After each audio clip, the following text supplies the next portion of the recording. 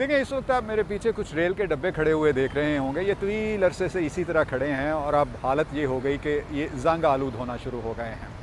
लेकिन इनको तो काफ़ी अरसा लगा इस हालत तक पहुंचने को। अलबत्ता इन दिनों जिस फ़ज़ा में हम सांस ले रहे हैं, ये हमारे अंदर को ज़ंग आलूद करने में, खोखला करने में ज़्यादा वक्त नहीं लेती ये हवा और ये सूरत हाल जो स्मोक की सूरत में हमारे अंदर जा रही है। और यही वजह है कि यूनिसेफ की तरफ से ख़बरदार किया गया है कि जो 5 साल से कम उम्र के बच्चे हैं उनको बहुत शदीद ख़तरात लाहक हैं।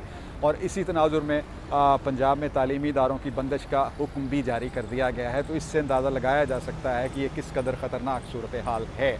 और इस सूरत हाल से बचने के लिए ही हुकूमत का ये कहना था, हमने इस मरतबा बहुत इक़दामात उठाए हैं, लेकिन अनफॉर्चुनेटली उनके कोई फ्रूटफुल रिज़ल्ट्स नहीं निकल सके कि आज भी शहर लाहौर में इस वक्त भी ख़तरनाक सूरत हाल बरकरार है। स्मोक के हवाले से स्मोक का जो तनासुब है ख़तरनाक सतह पर बरकरार है और कुछ नहीं कहा जा सकता कि